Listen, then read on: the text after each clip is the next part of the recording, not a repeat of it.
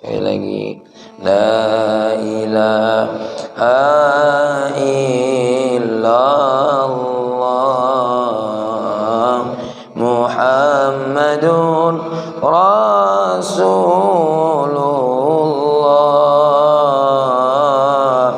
La ilaha illallah Muhammadun Rasulullah.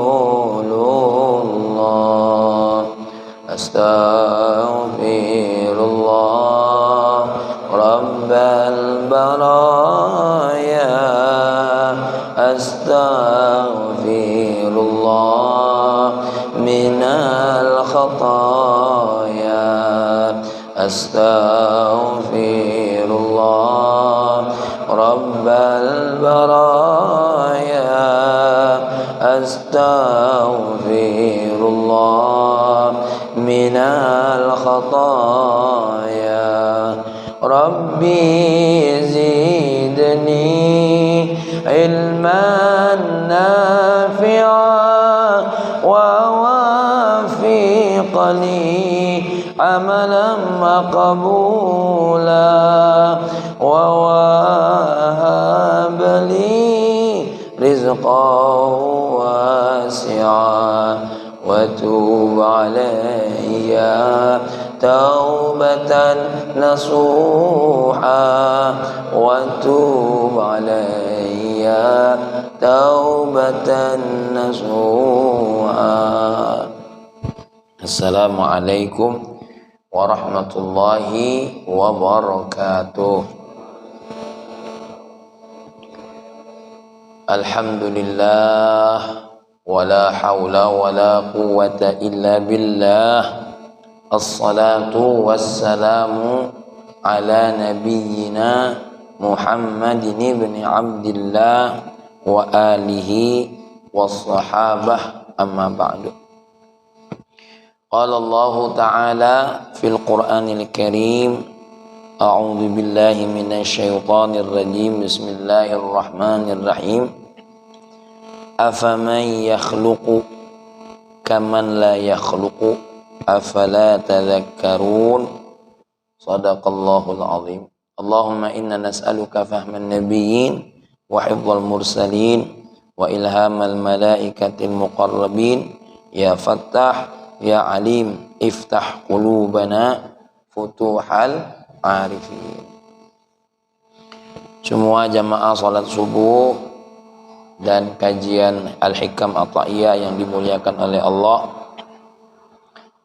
Sebelum mengaji tadi kita membaca Rabbi zidni ilma, ya, yakni berikan kami ilmu, ya.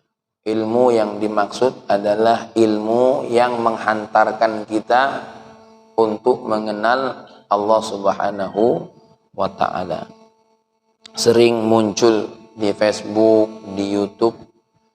Sekarang ini banyak orang-orang bilang, ya bagi saya tuh pendidikan gak begitu penting, karena banyak orang-orang tanpa pendidikan, ya dia sukses, dia kaya, dia populer.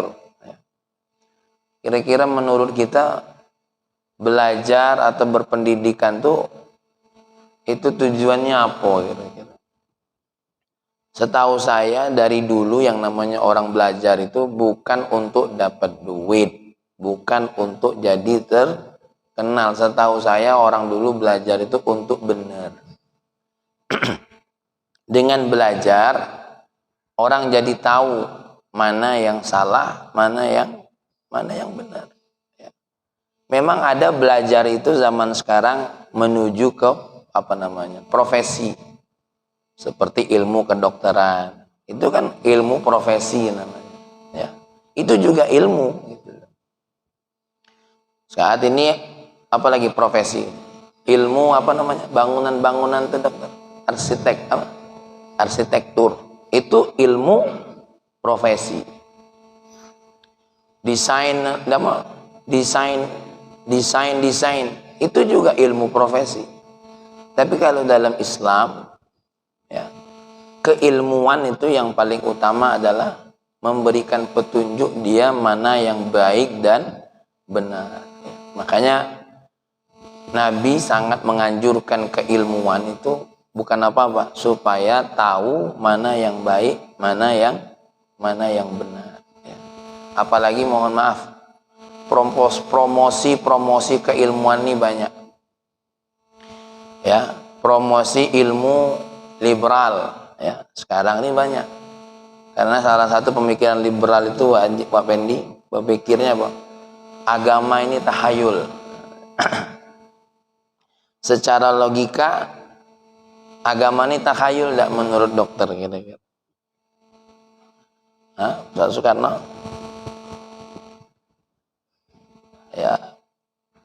Ya, uji kita. Uji mereka tahayul. Bagaimana tidak tahayul? Ngayal tentang surga, ngayal tentang neraka. Nah, gimana tuh kira-kira? Menurut dokter, surga tuh khayalan atau apa? Jangan tawa-tawa Pak Yul ini. Kita coba kalau ngobrol sama mereka, ya. Apa surga? Ini kan kita nih coba lagi takhayul tentang apa? Surga. Lagi takhayul tentang apa? Neraka. Ya. Wang Ali ngomong, oh kalau sholat isyraq dapat pahala haji sama umroh sempurna. Tahayul itu mana? Malah menurut mereka orang-orang yang di bidang sains, ya, keilmuan itu lebih eksak, lebih nyata, lebih fakta. Nah, kira-kira Mang Israfil cak mano nyawab orang-orang begini? Pakai ilmu tasawuf lebih miring lagi. Apalagi nak kita omong. Makanya tasawuf ini bagian jalan untuk menjawab apa namanya? Menjawab sesuatu hal yang mereka bilang tidak fakta. Nah, itulah memang kalau kita lihat Ustaz Soekarno boleh lihat dalam Al-Quran itu berapa persen isi Al-Quran itu cerita. Ceritanya adalah cerita tentang fakta. Ketika mereka bilang sains itu eksak, sekarang suruh mereka tanya, Nabi Musa membelah laut tuh pakai apa kira-kira? Sains atau yang kata mereka takhayul? Membelah laut. Nabi Nuh yang tidak mati ditelan ikan, itu sainsnya gimana? Nabi Yunus mati di, masih hidup nah. Nabi Yunus ditelan ikan tidak mati itu gimana dokter sainsnya? Gimana itu sainsnya? Sayyidah Maryam melahirkan seorang anak, walam yamsasni bashar, aku tidak pernah disentuh oleh laki-laki manapun. Itu sainsnya gimana? Apa lagi? Keajaiban dunia yang saat itu belum pernah ada apa namanya? Keilmuan. Ya. Maka kalau kita lihat begitu, kau Nina yang tidak nyata nih. Ya. Oke, sekarang Mang Ali waktu masih kecil berpikir tak bakal jadi polisi? Berharap tak? Tidak kepikiran. Ya. Berarti apa yang dipikir oleh kita itu belum tentu akan menjadi sebuah fakta, gitu. Walaupun ya prosesnya ada dijalankan. Ya. Makanya kenapa kita ngaji ini yang hikam yang ke-8 kemarin? Berapa banyak ada saja orang itu dokter yang dari prosesnya itu tidak menuju hidayah, mabok, judi, ya, seperti siapa kemarin? Fudail bin Iyad. Siapa Fudail bin Iyad itu? Ustaz Soekarno, karena Ustaz Soekarno hari kemarin tidak hadir, ya.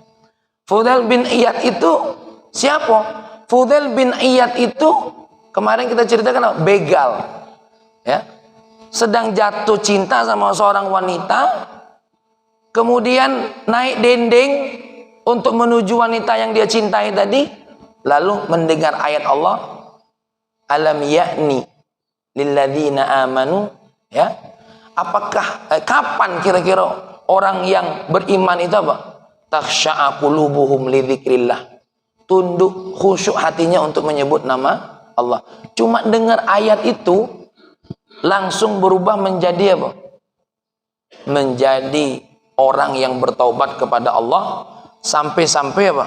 Fudail bin Iyad menjadi salah satu ulamanya Allah, auliyanya Allah, dan muridnya banyak. Itu sensenya di mana, dokter? Dan itu cerita fakta. Ya. Kemarin kita cerita tentang apa? Malik bin Dinar, orang pecandu khamr. Mungkin kalau zaman dulu ada narkoba, pencandu narkoba juga. Ya. Kalau dulu mungkin minum khamr, sekarang nanti agak minggir ke orang belakang. Ya. Ya, mengganggu muka aku misalnya. Ya. Seperti Malik bin Dinar. Itu Malik bin Dinar, di mana letak ininya?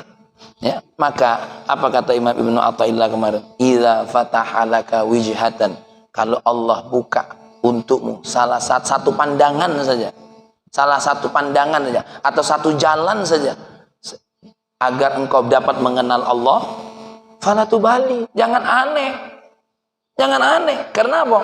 Ada sesuatu hal yang tidak ditinggal oleh orang ateis. Apa? Hidayah Allah yang menurut sains itu tidak fakta.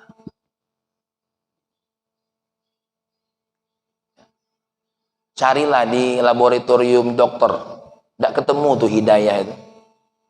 Ya, dokter, ya, ini beliau duduk di laboratorium tiap hari, kajilah mana bentuk hidayah itu. Kalau COVID kan, ketengoan katanya kayak apa?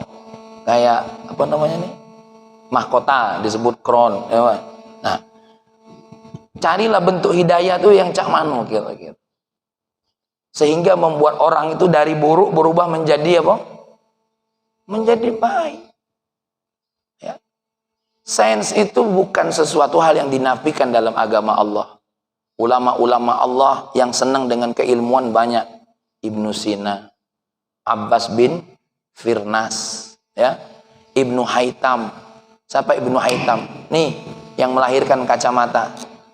Nih, yang melahirkan dasar-dasar ilmu kamera. Ini semua jasanya Imam Ibnu Haytham.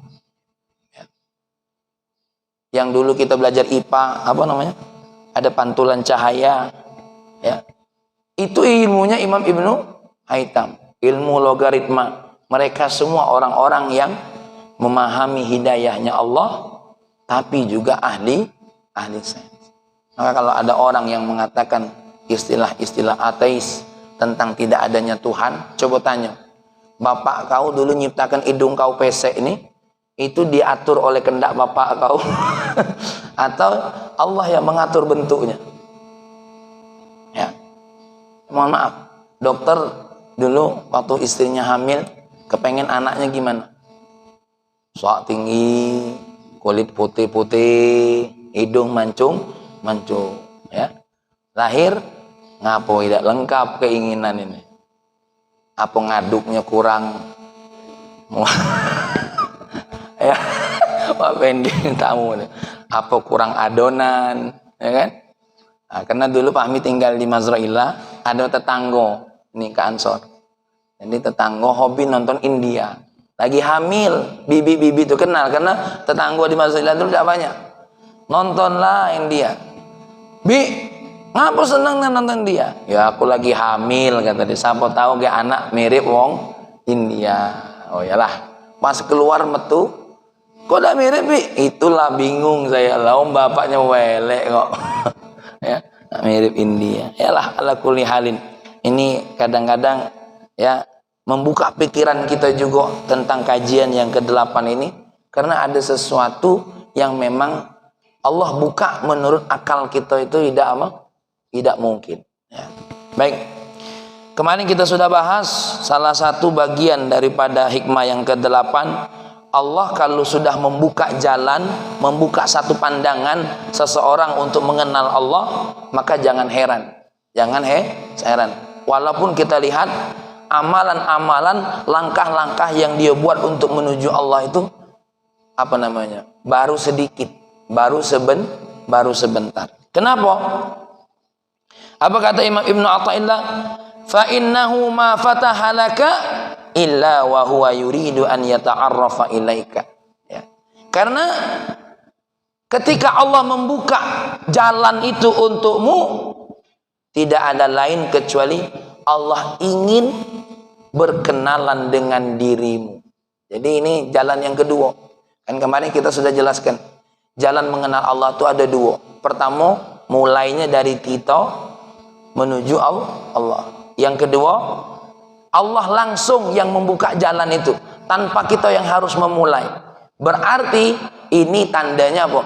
Inilah keinginan Allah. Jadi kalau Allah sudah ingin, Mang Israfil, innama amruhu idza arada syai'an ay yaqula lahu kun fayakun. Jadi artinya apa? Allah itu yang datang kepada diri kita. Kemarin kita cerita Fudail bin Iyad sama Malik bin Dinar. Contohnya lagi siapa? Seorang pemuda yang bernama Abdullah ibnul Mubarak. Ini anak kiai ini. Ya, anak seorang ulama ya Al-Mubarak. Ini Abdullah ibnu Mubarak ini ya sebenarnya tidak seburuk dua orang yang kemarin kita ceritakan. Ini sedang-sedang saja Ibnu Mubarak ini. Kenapa? Dia tuh tadinya pelajar, berhenti belajar gara-gara apa? Gara-gara tergoda dengan kawan-kawan. Kawan-kawannya ini hobi main apa? Hobi main nyanyi-nyanyi yang apa? Nyanyi-nyanyi yang kosong lah, ya. Hiburan-hiburan sehingga mereka duduk di mana? Di satu kebun, ya. Syair-syairnya luar biasa. Saya dah hafal. Ada tulisan syair-syairnya itu. Kisah tentang wanita, cinta, macam-macam lah. Ketika pulang, dia dengar anak-anak kecil baca ayat yang sama. Alam ya'ni lilladzina amanu takhsha'a qulubuhum li dzikrillah. Benar tadi ayatnya saja. Alam ya'ni lilladzina amanu an takhsha'a qulubuhum lillah. Ya, ini Ustaz Ikhwan ini hafizul Quran. Kapan kira-kira datang bagi orang yang beriman itu apa? Khusyuk hatinya untuk tunduk kepada Allah. Oh ya Allah, dia nyanyi yang sama kalimatnya tapi bukan untuk Allah. Alam yakni lilladzina ahabbu, kapan bagi orang-orang yang bercinta itu? Lain maknanya. Tapi ketika mendengar ayat ini apa? Berhenti dari pekerjaannya, dari selama ini hura-huranya bersama teman-temannya, maka beliau kembali untuk menuntut ilmu. Itu namanya Abdullah ibnu Mubarak. Ini saya sedikit cerita, ya, dari ceritanya Dr. Muhammad Said Ramadan Buti. Dia punya tetangga, ya. Tetangganya ini kanali jarin musrifun ala nafsihi. Saya punya tetangga yang orangnya sangat berdosa. Ini disebut musrifun. Musrifun itu apa? Boros apa? Boros amalan, ya. Pokoknya dosa lah. Muma'inun firtikabil mubiqat. Dosa apa baik dibuat. Wa kana ya'shiqul khamra. Salah satunya apa? Sangat berasik-asik dengan minuman keras. La budda ayyana la haddahu minha fi kulli lailah. Pokoknya setiap malam tidak boleh kalau tidak minum, ya. Walam yakun bainahu wa bainal hidayah ayyu jisrin au khaitin mumtad. Kalau ditengok sama sekali dia tidak menyentuh jalan menuju hidayah. Dengar ceramah ndak galak, dengar pengajian ndak galak, wong tuanya dilawan, nasihat apa be dia tutup kupingnya. Pokoknya kalau dilihat orang ini tidak mungkin bakal dapat hidayah, ya. Idz kana kullu ma haulahu wa kullu man yata'amalu ma'ahum. Itu semua karena apa? Karena orang-orang di sekitarnya sedikit pun tidak ada yang menasehatinya. Kalaupun nasihati dia tolak. Ya, ini dalam kehidupannya. Min sya'nihim an yaziduhu bu'dan anillahi wa im'anan fillahi wal anam. Ya. Dengan kondisi seperti ini, dengan otomatis dia pasti jauh dari Allah. Pasti jauh dari Allah. Bahkan apa? Sibuk dengan hal yang apa? Hura-hura dan segala macam. Wa sabahu dzati yaumin, subhanallah, satu hari subuh, dakhaltul masjida kal adah, aku masuk masjid, kata Dr. Muhammad Said Ramadan Mudi, seperti biasanya diadai salatil fajri, untuk mengadakan salat fajar. Wa idza bi ara al ajaba, bikin aku terkejut. Apa? Alladzi ra'athu aini, mataku melihat, walam yusaddiqu aqli, akal aku tidak masuk akal, tidak mempercayainya. Ra'aitu jarana as-sakir, tetangga aku yang pemabuk tadi, yajlisu fi saffil awal jalsata insanin mutabattil. Ya, subhanallah, duduk di saf awal, duduk seorang hamba yang sujud kepada Allah Subhanahu wa ta'ala. Nah, ini salah satu bentuk kadang-kadang orang itu yang diceritakan oleh Imam Ibnu Athaillah, kalau sudah Allah inginkan, ya, berarti Allah langsung yang mendekatkan diri kepada siapa? Kepada hamba Allah itu, ya, yang apa? Yang sedang lalai. Dan jangan heran, cara Allah mendekat seseorang itu banyak. Salah satunya seperti itu, dengan mendengar ayat Allah. Ada yang kena sentil sakit sedikit, ya.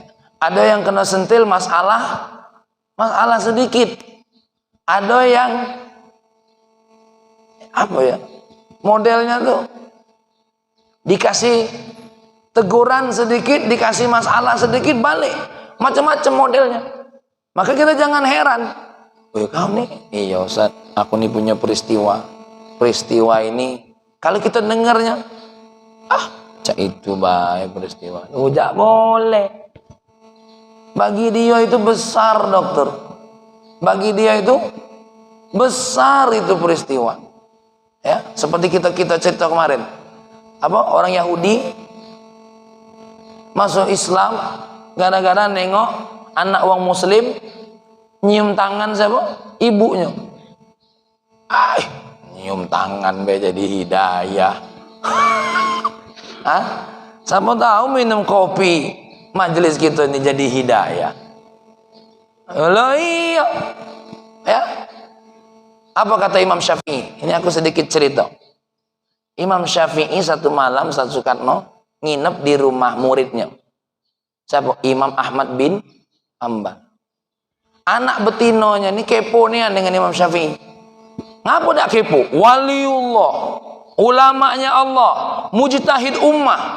Tentu kepo, nak nengok apa gawenya baik Imam Syafi'i ini. Seperti saya pernah makan di samping Roma Irama, ku tingoi dia makan, sama baik aja gitu makannya, ngunyah juga. Ku kira makannya kalau lah artis besar tuh, Mang Pendi apa sekali teguk gitu, ngunyah juga. Ya, apa jalannya agak aneh, apa dak napak di bumi, antu berarti kan. Ku tengok sama. Nah anaknya ini kepo, ditengoknya. Satu, ditengoknya Imam Syafi'i ini makannya kok banyak nian.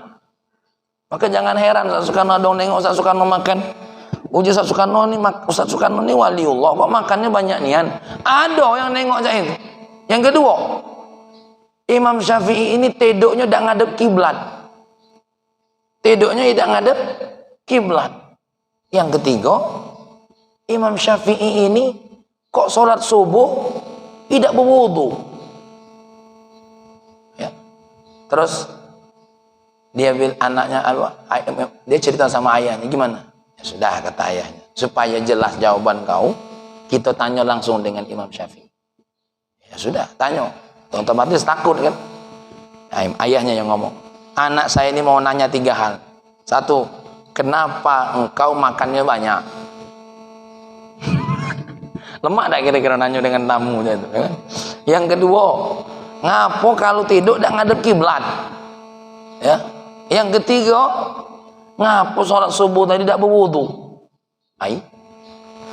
Imam Syafi'i menjawab, 1, saya ini sengaja datang ke rumah ayahmu karena memang beberapa hari sakit, dan alhamdulillah sama ayahmu disajikan makanan. Nabi pernah bersabda bahwasanya apa? Ta'amus sholihin, makanannya orang soleh itu dawa wa syifa, obat dan penyembuh. Nah, jadi kalau ada wong soleh ngenjuk makan, jangan dikit makannya. Jangan dikit. Dawa wa syifa, berarti bahwasanya apa? Makanan itu bisa menjadi sumber apa? Sumber obat jiwa, obat hati, ya, obat lapar otomatis, ya. Dan jangan lupa, makanan itu bagian cara Allah untuk membuka hati manusia. Maka kalau ada orang bertanya, apa pertama kali langkah mendidik anak? Beri makanan yang halal. Karena itu membuka hati, melembutkan hati, melembutkan jiwa. Yang kedua, ngapa kau ngadep kiblat? Ngapa kau tidur? Ngapa engkau tidak ngadep kiblat tidurnya? Saya ngadep kiblat, tapi di belakang saya ada Al-Quran. Saya ini dari dulu paling tidak mau kurang ajar dengan Al-Quran. Ya, maka ta'adduban lil Quran, karena beradab dengan Al-Quran, maka saya kalahkan mengarah kiblat. Jadi ngidupnya ngadep menghadap Al-Quran. Terus tadi subuh ngapa? Ngapa subuh tadi tidak wudu? Saya sebenarnya tidak tidur. Sepanjang malam tidak tidur. Kenapa? Saya ingat satu hadis Nabi. Nabi pernah berkata sama anak kecil namanya apa? Umair. Ya Umair, kaifa halun nughair? Bagaimana kondisi burung kecilmu? Bukan burung itu, maksudnya burung peliharaan. Agak lain pula nih riwayat cerita nih. Maksudnya si Umair ini pernah punya peliharaan. Peliharaan apa namanya? Peliharaan burung. Dipanggilnya nughair.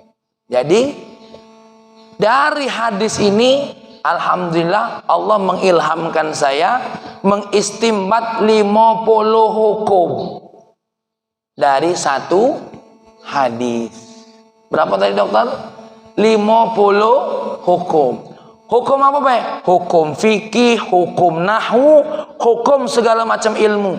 Salah satu ilmu nahwunya apa? Umair itu apa? Dalam bentuk nahwu kalimat tasghir. Namanya bukan Umar, dipanggil kecil-kecilan namanya apa? Umair. Ya. Ahmad panggilan cantiknya apa? Hamud. Salah satu hukum yang berikutnya apa? Boleh memelihara hewan. Tapi sarannya jangan tidak berpasangan. Dia juga rindu Pak Pendi. Jadi, saya pernah main ke rumahnya Buya Yahya, ada burung peliharaan, tapi 2 pasang galau. Dia buat 2 pasang, biar dia juga bisa saling mencintai. Ya, jangan disiksa lanang baik. Tino baik. Enggak. Ya, nanti dia berubah jadi burung LGBT. Ya. Nah, itu cara Allah. Baru anaknya apa? Itu. Makanya bapak-bapak, kata para ulama, tidurnya orang-orang seperti Imam Syafi'i itu punya kandungan ilmu galau-galau. Ya, itu Imam Syafi'i. Ternyata beliau subuh tadi tidak tidur, malam tidak tidur, dan aku menggunakan apa? Salat subuh dengan wudu apa? Dengan wudu salat isya. Ya, Masya Allah. Makanya kalau kita nengok ulama yang lagi aneh-aneh, tanya. Jangan nilai dewe, ya. Contoh, apa namanya? Kak Ansor duduk di samping Ustadz Yunus. Ini siapa namanya beliau ini? Eko, Mas Eko, ya kan? Nah, Kak Ansor dengar suara kentut. Kak Ansor kira dari Ustadz Yunus. Tahu-tahu sholat sunnah. Mulai Ustadz ini Kak Ansor ngomong, tidak beres Ustadz Yunus itu. Ustadz sesat. Aku dengar suara kentut di samping dia tadi. Siapa tahu bukan Ustadz Yunus yang kentut tadi, Mas Eko yang kentut tadi. Cuma suaranya melalui jalur situ. Siapa tahu, ya? Makanya nanya, Ustadz Yunus, Tadi baca lah kentut. Ida, aku udah kentut. Terus tadi suara kentut. Itu Eko sebelah sebenarnya. Kok suaranya lewat situ? Tidak tahu. Siapa tahu suaranya, nampaknya terdengar. Siapa tahu bisa jadi dari Soekarno sebelah suara situ. Ya. Nah, jadi intinya bahwasanya jalan seperti ini itu bukan dari manusia yang memulainya, tapi dari siapa? Allah yang mendatanginya. Nah, kita bersyukur. Tapi ingat, seperti yang saya sampaikan kemarin, kata Ustadz Dr. Said Muhammad Ramadan Buti, kata Syekh Said Ramadan Buti apa? Jangan dijadikan andalan. Ya, aku mabuk dulu, berjudi dulu, maksiat dulu, kaget aku seperti Fudail bin Iyad. Ya, ini jalan tidak bisa jadi takaran. Baru yang berikutnya beliau berkata, alam ta'lam anna ta'arrufa huwa muriduhu alaika wal a'malu anta muhdihi ilaihi. Ketahuilah bahwasanya jalan ma'rifah itu apa? Dia datang kepadamu atau amalanmu yang mengantarkan kepadanya. Ya. Dan ingat, amalan-amalan kita ini itu adalah sebuah hidayah, hadiah kita. Ini disebut hadiah, ini sebenarnya agak lemak sebenarnya, ya. Tapi itu salah satu langkah kita, kendaraan kita untuk menuju Allah Subhanahu wa Ta'ala. Jadi kalau dokter ditanya, bagaimana supaya kita ini dekat dengan Allah? Jawabannya apa? Lakukan apa yang diperintahkan oleh Allah. Yang kedua, tinggalkan larangannya. Dengan dua hal ini berarti apa? Kamu mendekat dengan Allah. Bukan mencari di mana alamat Allah. Aku nak ketemu dengan Allah. Nak ngobrol nih aku dengan Allah. Tidak. Tapi seseorang itu kalau ingin menuju Allah, mendekat dengan Allah, maka langkahnya adalah apa? Apa yang diperintahkan oleh Allah itu dilakukan, apa yang dilarang oleh Allah tinggalkan. Ya, maka ulama mengatakan benahi sholatmu maka akan benar semua perbuatanmu. Ya. Terus ada pertanyaan di zaman sahabat, ya Rasulullah, ada orang tukang mabuk, gimana? Suruh sholat. Sudah sholat ya Allah, masih mabuk, suruh sholat. Masih mabuk ya Allah, suruh sholat. Masih mabuk ya Allah, suruh sholat. Datang lagi, ya Allah, dia sudah tidak mabuk lagi, suruh sholat. Ya, suruh sholat. Jadi sholat ini Pak Yul tidak boleh berhenti. Sehebat apapun maksiat. Kenapa? Allah merubah seseorang itu bukan buru-buru.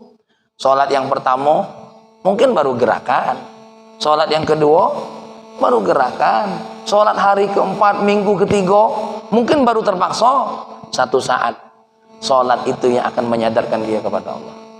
Nah, ini saya mau cerita lagi, ya, cerita dari guru saya, namanya Habib Miqdad Baharun. Guru saya namanya Habib Miqdad Baharun. Dulu ada seorang perampok, pembunuh, pemerkosa, lengkap,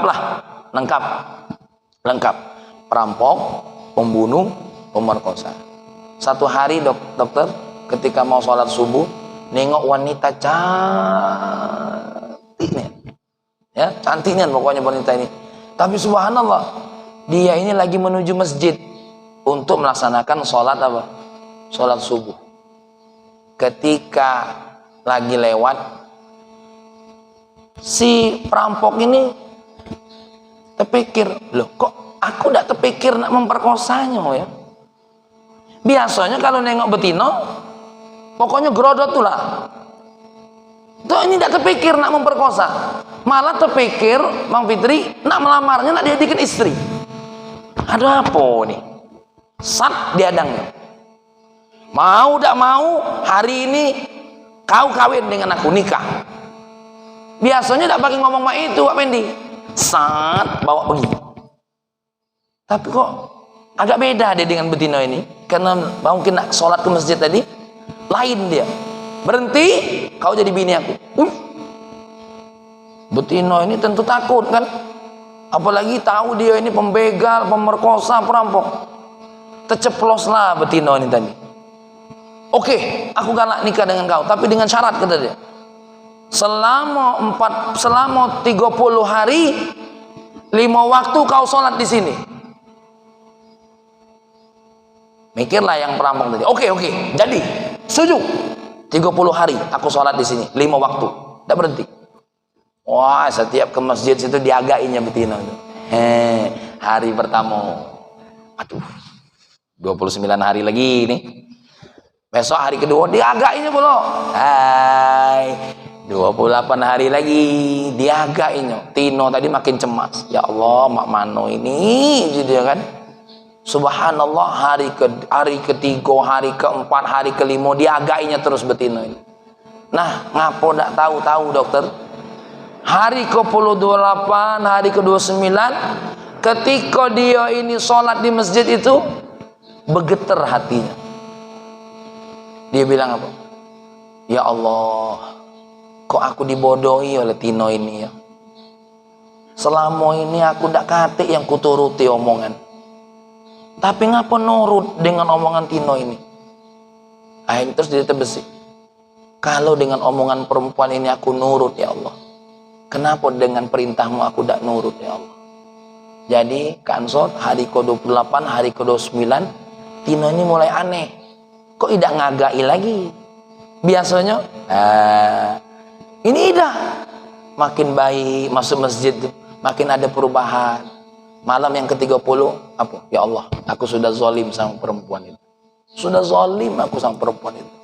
Maka aku bertobat, aku tidak galak ganggunya lagi. Besok aku tidak akan menikahinya. Kenapa? Aku tidak pantas buat dia. Betapa wanita itu sungguh soleha. Dan aku terima kasih berkat wanita tadi, aku dapat merasakan proses untuk mengenal Allah. Besok dia ngomong sama Tino tadi, Dek, ini bahasa kita, wahai perempuan, mohon maaf, aku telah mengganggumu selama 30 hari dan membuatmu cemas selama 30 hari. Hari ini hari ke-30, mestinya aku menikahimu, tapi aku tidak pantas untuk dirimu. Engkau begitu solehah, sedangkan aku begitu pendosa. Tapi satu, aku terima kasih sama dirimu. Kenapa? Dengan caramu memaksaku selama 30 hari, aku mengenal Allah. Terima kasih. Jalanlah Tino lanang tadi pamit. Tino tadi ngomong, tunggu. Kata siapa kau sudah soleh? Kalau kau benar-benar soleh, penuhi janjimu. Wah, ini dia, dokter. Subhanallah. Dan ini cerita saya dapat dari guru saya, namanya siapa? Habib Mikdad Baharun, ketika ngaji di Cirebon. Jadi kalau Allah sudah ingin membuka hati seseorang, tidak perlu lama-lama, tidak perlu Cak Soekarno 6 tahun mondok, ya, apa, ya, tekoma ini masih ngajar ngaji. Kadang-kadang tuh sekejap saja Allah ingin mengembalikan apa? Seseorang kembali ke jalan Allah. Ini sebenarnya cara yang paling tinggi, cara yang paling cepat tanpa sulit-sulit. Kenapa? Dr. Said Muhammad Ramadan Buti termasuk Imam Ibnu Athaillah mengatakan, wa aina ma tuhdi ilaihi mimma huwa mauriduhu alaika. Coba kamu lihat, kata dia, jalan pertama ketika kita melangkah untuk menuju Allah, itu jalan paling sulit sebenarnya. Kenapa? Waktu kita sholat kan diganggu. Kan ada gangguan kita untuk sholat tuh. Allahu Akbar. Terganggu antara keikhlasan dengan keterpaksaan. Macam-macam gangguan kita tuh, dokter. Ya, kita lagi asik-asik sedekah ngenjuk wong, ada bae wong yang kita ngenjuk tuh ngatoi kita. Dokter nih ngenjuk tidak berubah-ubah. Dari 4 tahun yang lalu 20.000 inilah. Ku tengok tokonya makin apa? Maju. Dia tuh kan memanfaatkan kita, merayu Tuhan melalui 20.000. Malah ngatoi pula, pokoknya lengkap. Ya kan? Ya Allah, itu terganggu, dokter. Terganggu kita ini, sebagai manusiawi terganggu itu, bukan malaikat kita ini. Maka perjuangan itu jalan terus. Nah, ya sudah, tetap ya ngenju 20.000. Nah, tidak terganggu kita kadang-kadang. Nak marah ado, nahan marah ado, raso nak berhenti ngenjuk dia nih, aduh, mulai besok udah kalah ngenjuk, tengoklah, aduh kita tuh terapa terganggu tuh, aduh. Maka banyak gangguan gitu. Sedangkan orang seperti ini dokter, gangguannya sedikit. Mantap langsung untuk apa? Tunduk kepada Allah Subhanahu wa Ta'ala. Tapi itulah sekali lagi, jalan yang kedua ini walaupun nilainya lebih apa? Lebih mudah, lebih cepat, jangan dijadikan andalan. Jangan dijadikan patokan. Kenapa? Jalan seperti ini itu yang dikatakan oleh Dr. Muhammad Said Ramadan Buti, jalan khususiyah. Jalan di mana kita ya tidak bisa menantinya kapan. Cak mana modelnya tidak tahu, ya. Mungkin Cak Soekarno habis dengar cerita ini, betino mana lah yang bisa aku temui Cak ini minta 30 hari. Tidak bisa. Tidak bisa. Kira-kira kebun mana lah yang kalau aku main gitar seperti Abu Abdullah Mubarak, kemudian ada uang baca Quran aku dengar. Tidak bisa. Belum tentu. Jadi cara Allah itu macam-macam. Kenapa? Cara Abdullah bin Mubarak, cara Malik bin Dinar, cara Fudail bin Iyad, cara wanita tetangganya Dr. Muhammad Said Ramadan Buti ketika mengenal Allah, itu caranya tidak bisa diprogramkan. Allah langsung yang membukanya. Kemudian sekarang saya akan menyampaikan bagaimana proses untuk memakrifah kepada Allah Subhanahu wa Ta'ala, atau ciri-ciri seseorang itu diberikan oleh Allah pintu buka untuk mendekat atau menjadi lebih kenal dengan Allah. Syekh Muhammad Zarruq menyebutkan apa? Wajriyanul ma'rifah. Saluran-saluran atau aliran-aliran ma'rifah itu fi dzalika bi thalathati umur, dengan 3 perkara. Pertama apa? Annad dunya daru hamin. Dunia ini sekedar tempat harapan. Harapan jadi wong kayo, harapan jadi wong terkenal, harapan jadi anggota DPR, harapan. Namanya juga harapan. Dunia ini hanya tempat kita berharap, penuh harapan. Ya, penuh harapan. Yang seperti aku sampaikan dulu, yang duduk di sini ini lah daftar kalau jadi milioner. Ya, daftar kalau jadi milioner. Tapi nggut mah ini masih proses. Ya, belum dipilih. Urusan dunia baik ada 2 cara, jalur proses, jalur ijtiba. Mbah Surip cuma dengan lagu tak gendong kemana-mana, tak gendong kemana-mana, langsung jadi miliarder. Bahkan lagunya kalau menurut aku apalah lagunya, bangun tidur, tidur lagi, bangun tidur, tidur bangun tidur lagi. Nah, Pak Yul tuh nyanyi terus mah itu deh. Ya. Tapi tidak tahu, mungkin aku yakin para penyanyi yang lain, para penyanyian yang lain pasti bingung. Ya Allah, lagu mah ini baik, ya jadi terkenal. Orang-orang yang nyanyi dengan ekspresif, dengan apa? Ini tidak terkenal. Urusan dunia baik mengali ada torikul ijtibanya. Apalagi urusan dengan Allah. Dokter, ngapa madu-madu aku ini belum viral? Uang lain baru tercagak botol madu, lah jauh lebih viral dari aku. Tidak usah bingung. Tidak usah bingung. Ya, tidak usah bingung. Jangan kaguman, jangan aneh. Itulah kehendak Allah Subhanahu wa Ta'ala. Di Sekayu itu ada cerita tukang togel naik haji mendadak. Ya, habis naik haji menang togel, dapat hidayah, tidak balik togel lagi. Cobalah bayangkan, walaupun secara fikih perlu dikaji mak mana hajinya. Ala kulli halin. Ya, jalan hidayah Allah tuh ada baik. Baru dia bilang haji kedua, ngapa? Haji yang pertama hasil togel, Ustaz. Ya Rabbana ya Karim. Pokoknya banyak yang ngusuk kening. Oh ya Allah, Ya, cara Allah tuh kalau nak narik apa? Seseorang ke jalannya banyak. Itu urusan dunia. Jadi dunia ini daru hamin, daru wakadin, ya, daru zawal, daru bala. Di dunia ini ketika dia paham, oh ya Allah, di dunia ini pokoknya tempat banyak bala, tempat banyak musibah, anak sakit, ya tak? Bini sakit, bini mati, suami mati. Kalau wong tua mati, anak sedih. Suami istri mati, suami beratnya Pak Yul ngomong. Ya, sedih ini berapa lama kira-kira? Yang kedua, seorang hamba punya saluran ma'rifat itu apa? Dalam hatinya dia berkata, al khalqu la yanfa'unahu wa la yadurrunahu. Semua makhluk Allah ini tidak punya manfaat, apa tuh? Tidak memberikan pengaruh, baik itu dalam bentuk manfaat ataupun madarat. Cuma Allah Subhanahu wa taala memberikan manfaat melalui mereka. Contoh, ketika seorang dokter menyembuhkannya, ya Allah, terima kasih, melalui dokter ini engkau menyembuhkan aku. Ya. Jadi dalam hatinya itu apa? Dia faham bahwasanya apa?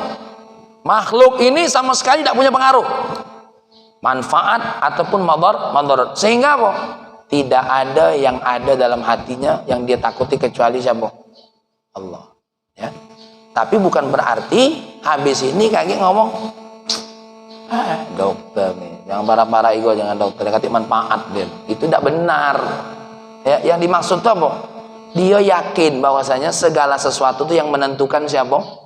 Allah. Adapun saya dekat sama dokter bukan karena dokter ini bisa ngunjuk manfaat untuk aku, ngangkat derajat aku, duitnya pacak aku pinjam, ya. Dia ini kalau ngajak ke rumah makan somai, dan itu apa? Dekat sama dokter, dekat sama siapapun di antara kita ini karena Allah yang memerintahkan kita untuk mencari teman.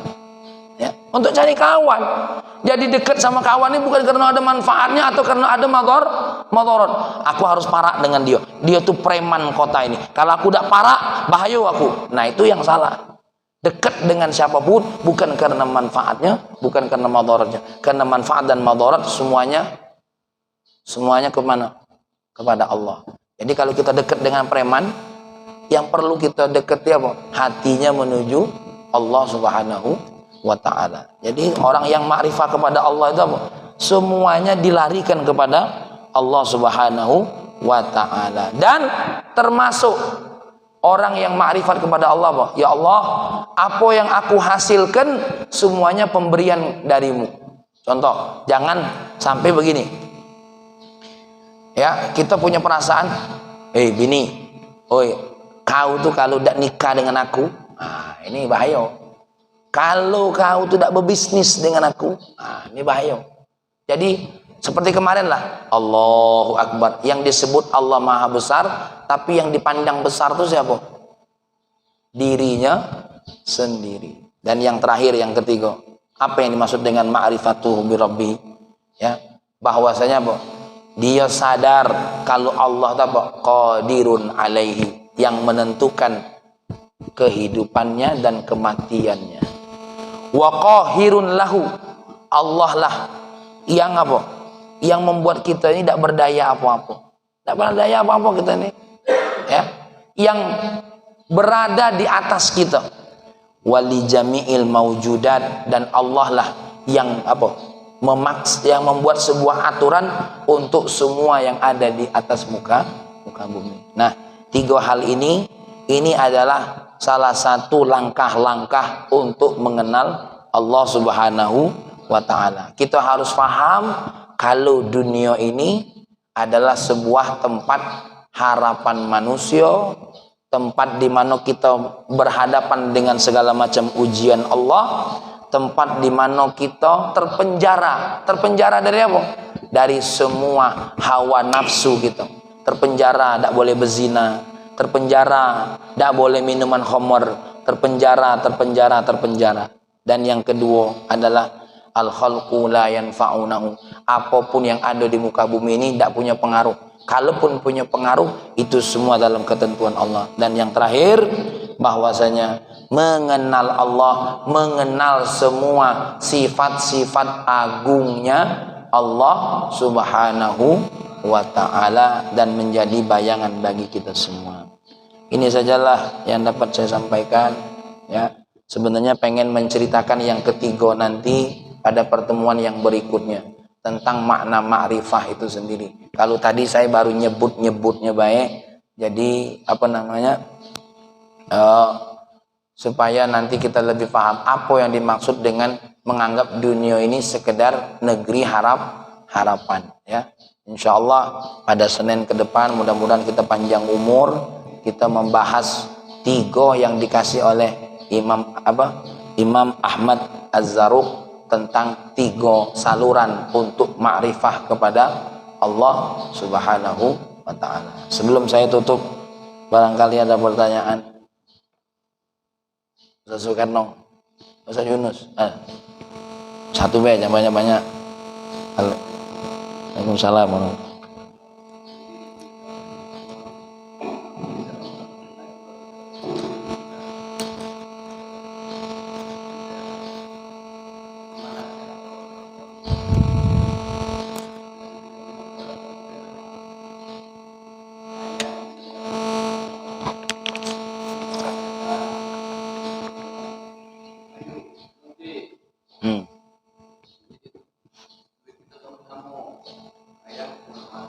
Ya.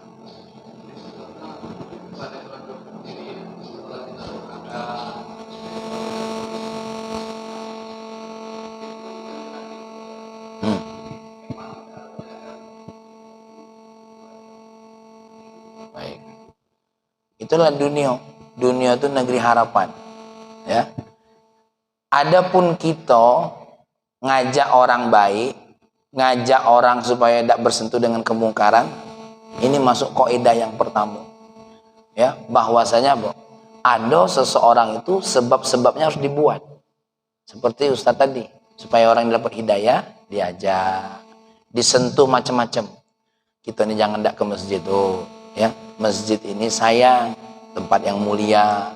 Kalaupun ada di masjid itu tidak lepas kadang-kadang dari bantuan kita, dewe segala macam. Itu mutasabib namanya. Dan kita pada posisi ini harus terus. Nak dia ke masjid, nak ida, harus terus. Biarlah. Karena apa? Sampai Pak Yunus meninggal dunia, ngajak itu tidak boleh berhenti. Tidak boleh berhenti. Tidak kate pensiun dalam dakwah. Tidak kate pensiun dalam dakwah. Walaupun nanti Ustaz Yunus matanya lah buta, nauzubillah, mulutnya lah bisu, itu tetap ngajak dakwah. Bagaimana ngajak dakwahnya? Ya Allah, tetangga aku mudah-mudahan terus dapat hidayah. Dakwah dalam hati. Kan kata Nabi, man ra'a minkum munkaron falyughayyirhu biyadihi. Ini orang-orang yang punya wewenang ini nih.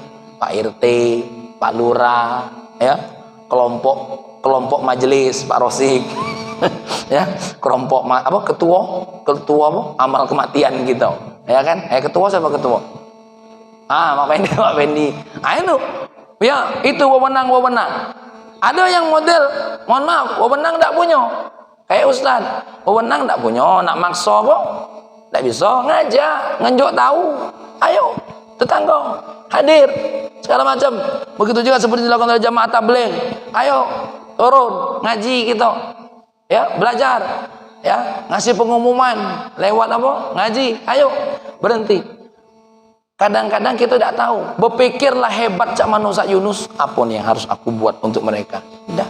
Berpikirnya mudah, ngajak. Kenapa? Dari cara kita ngajak, kita tidak tahu Allah itu akan membuka hidayah dia di mana. Mohon maaf. Ini Ustadz Ikhwan ini nerima hafalan Quran. Anak itu beda-beda. Beda-beda. 2 tahun ngapal Quran. Yang ini baru cuma 5 juz. Yang ini selesai. Beda-beda. Jadi Ustaz Yunus, tidak usah terpikir, tidak usah capek-capek. Ya Allah, hidayah milikmu, tapi aku tidak berhenti untuk membawa mereka menuju hidayahmu. Dah, itu baik. Makanya ayat Allah terakhir, laqad ja'akum rasulun min anfusikum azizun 'alaihi ma anittum harisun 'alaikum bil mu'minina raufur rahim. Fa in tawallau, kalau dia tidak galak nurut, Faqul hasbiyallahu la ilaha illa wa alaihi tawakkaltu wa huwa rabbul arsyil azim. Jadi habis ngajak Ustaz Yunus baca ini, hasbiyallahu la ilaha illa huwa alaihi tawakkaltu wa huwa rabbul arsyil azim. Anak-anak, ayo salat ke masjid. Belum galak? Hasbiyallahu la ilaha illa huwa alaihi tawakkaltu wa huwa rabbul arsyil azim. Ini yang mematahi pendapat ateis. Ya, pendapat yang menyatakan tidak ada Tuhan. Bahwasanya apa? Tidak semua mereka bisa dokter sainkan. Tidak semua mereka hadirkan keilmuan. Mereka tuh hanya bisa menghadirkan sebagian daripada keilmuan. Tidak bisa. Tidak bisa. Ya. Tidak bisa. Jadi mereka ini Wak Pendi, kalau orang ateis mengatakan sainslah yang fakta.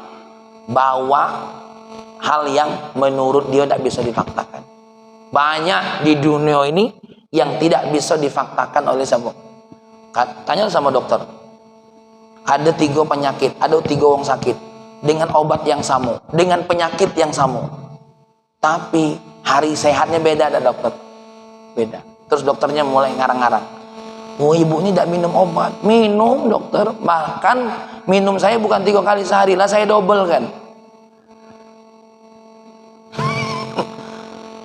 Ya, ini buktinya sehat ya. Iya, tapi saya juga sama dokter, minum yang sama. Bahkan yang sehat cepat ini miskin. Buah beda terbeli. Ya, yang ini minum buah. Oh, susu. Yang ini cuma nengok susu. Tidak minum susu dia. Cuma nengok susu. Minum tidak. Ah? Ya. Jadi, ya Allah, bener dokter. 3 pasien, penyakit yang sama, obat yang sama, tidak bisa disayangkan. Obatnya bisa disayangkan, tapi sembuhnya tidak bisa dipastikan. Tidak bisa. Sama seperti ada uang ini cuma dinasihat 2 kali, balik dia. Ada, wah ya Allah, lah nak mati ayah Nina, belum kau sholat. Lah nak mati ayah Nina, lah parah ayah ini mati, bisa jadi besok ayah mati. Apa jananya? Matilah ya biar ayah aku sholat. Ya, tuh matilah ayah tuh, insya Allah habis mati ayah aku sholat. Ya, tuh itu cacian orang-orang yang kalau belum kembali kepada Allah. Waktu dia ngomong itu, katakan amin. Katakan amin. Berat itu nak ngomong amin tuh. Matilah ayah tuh, aku sholat. Amin. Amin. Berat Ustaz Yunus. Bayangkan kalau tetangga ngomong, Ustaz Yunus ngomong itu, apa aku nak mati dulu kamu nih sholat? Amin. Pak Ari langsung ngamin nih ya. Baiklah, Allahumma shalli wa sallim ala sayyidina Muhammad wa ala sayyidina Muhammad. Ya Allah, betapa banyaknya rahasia yang engkau rahasiakan ya Allah. Kami hanya mengetahui sebagian kecilnya ya Allah. Kami hanya tahu apa yang kami rasakan, tapi apa yang belum kami rasakan kami belum tahu ya Allah. Kami baru merasakan apa yang engkau wujudkan, yang belum engkau wujudkan kami tidak tahu ya Allah. Maka ya Allah, kami hanya berharap hidayah yang kami rasakan, ibadah yang kami amalkan, istiqomahkan sampai kami nanti tidak merasakan apa-apa ya Allah. Ya Allah, ya Rahman dan Karim, kami yang tidak tahu tentang bagaimana anak-anak kami yang tidak tahu bagaimana nanti tetangga-tetangga kami ya Allah, kami serahkan kepadamu ya Allah. Kami hanya mengajak mereka, kami hanya memanggil mereka ya Allah, tapi hidayah hanya milikmu ya Allah. Ya Allah, kalau memang cara yang pertama mereka belum terbuka, kami serahkan kepadamu cara yang kedua, yaitu engkau memilih mereka ya Allah. Pilih mereka ya Allah untuk menjadi hamba-hambamu yang beriman. Bahkan dalam 1 detik mereka kembali ke jalanmu ya Rahman ya Karim. Rabbana atina fid dunya hasanah wa fil akhirati hasanah wa qina adzabannar. Walhamdulillahi rabbil alamin. Mohon maaf atas segala kekurangan. Ada kata-kata yang kurang berkenan, sumpah demi Allah tidak disengaja. Sekian akhir kalam. Assalamualaikum warahmatullahi wabarakatuh.